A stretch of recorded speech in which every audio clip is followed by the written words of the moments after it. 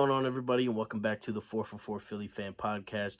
If you are new and you love the Phillies, the Eagles, the Sixers, the Flyers, and the Union, make sure to leave a like, comment, and subscribe to the channel. I'm trying to get to 2,000 subscribers, trying to build this thing, trying to make a good, fun community where you guys can just come hang out, talk. We can talk Philly sports, we can talk any type of sports, doesn't matter the team.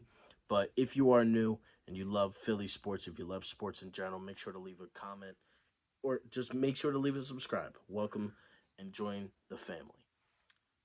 The Sixers. The Sixers keep on winning 16 of their last 20. Joel Embiid keeps putting up historical numbers. Another 40 piece last night. James Harden didn't look the greatest, but he still had 9 assists. Still got the dub. At the end of the day, that's all that matters to me. Tyrese Maxey with the lighting up in the fourth quarter, 11 points in basically like 2 minutes. He finished with like 22. Tobias Harris, 20.6 rebounds, 6 assists, 5 steals.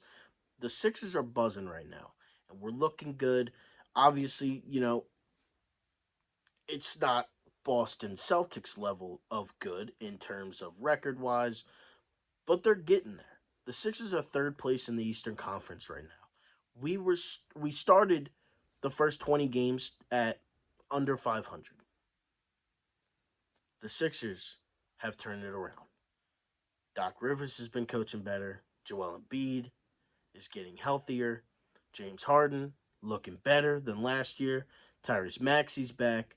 Tobias, you know, going to that role that he was in towards the end of the year last year. The Anthony Melton, Montrezl Harrell, PJ Tucker still playing his defense. Niang still making big threes. Made a couple big threes last night when it was getting a little close there. But the Sixers are looking a lot better, and I'm loving it.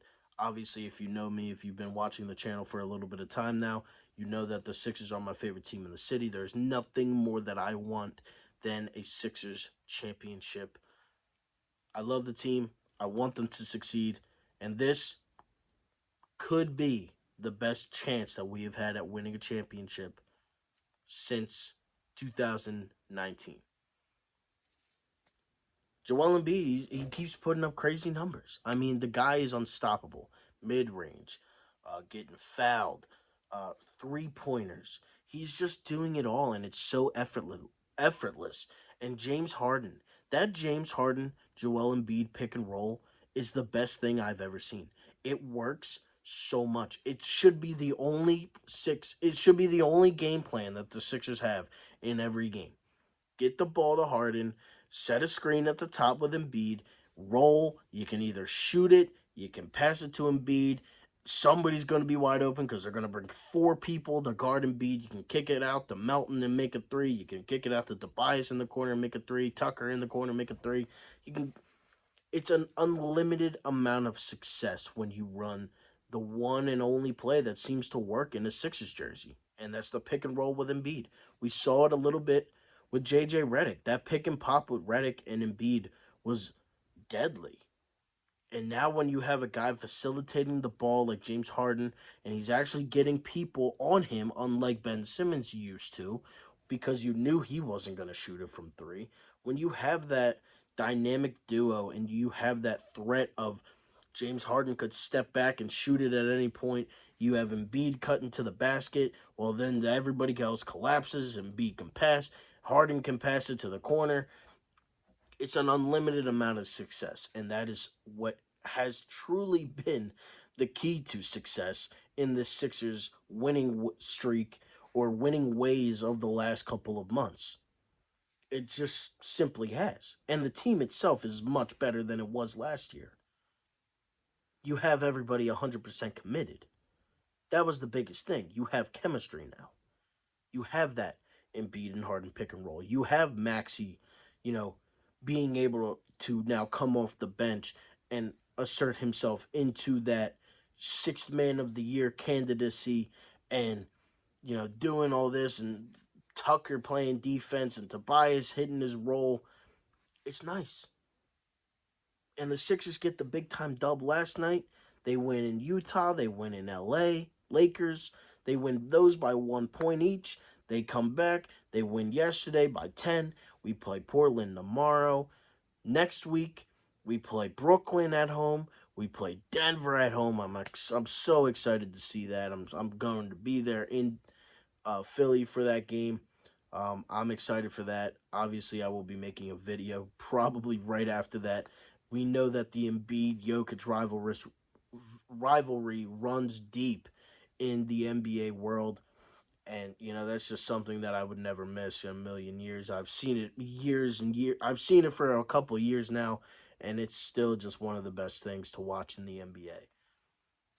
But I'm loving what the Sixers are doing right now. I think that I made a video last week. Can this team win a championship? Well, I think still that they are a piece away. Still think they are a bench piece or two away. I think you could definitely add a 3-and-D guy here. You could add, a big here and there. Obviously Montrez is really solid for this team, but there's always better options.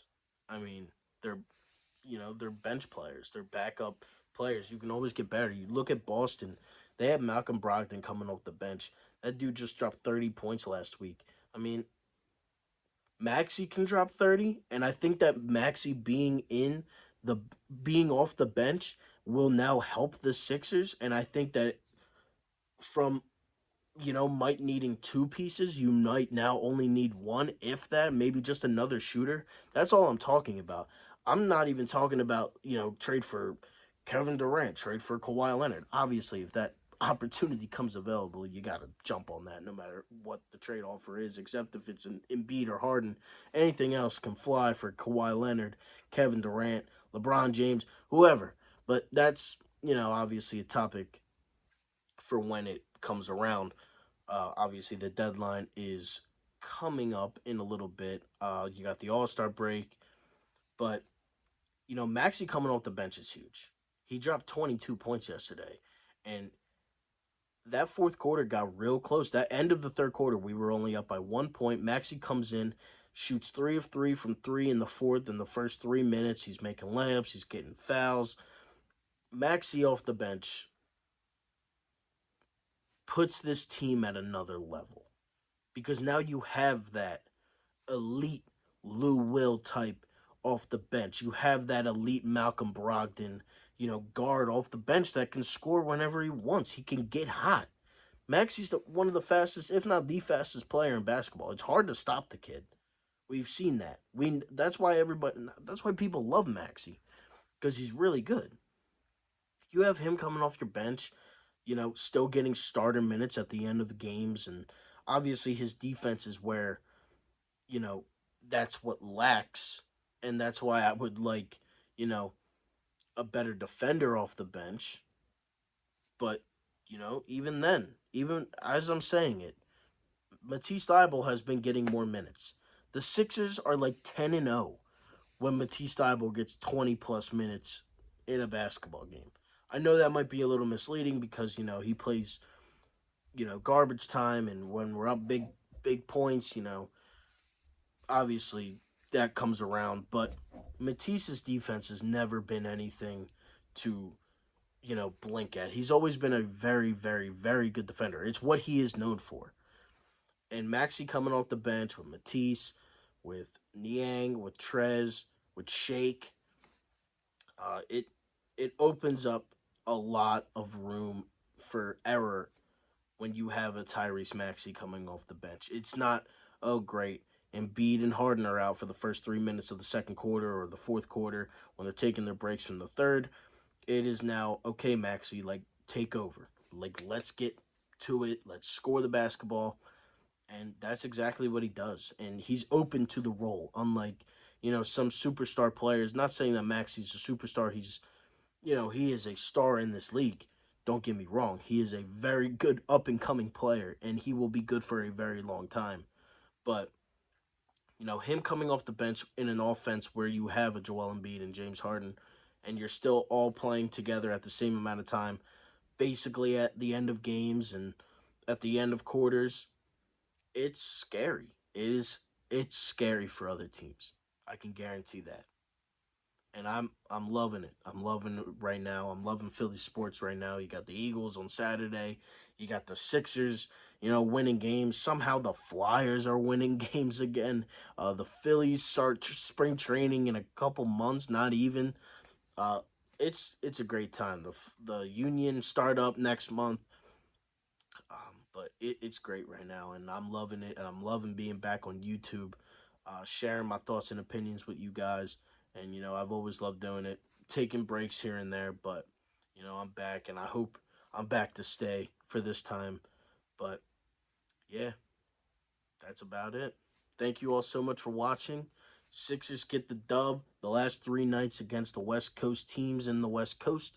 We have a game tomorrow uh, against the Portland Trailblazers. We have a game on Saturday against the Sacramento Kings, and that wraps up the road trip. Thank you all so much for watching. If you are new, again, leave a like, comment, and subscribe. Go Sixers. Joel Embiid for MVP. Go Birds. And I'm out. Peace.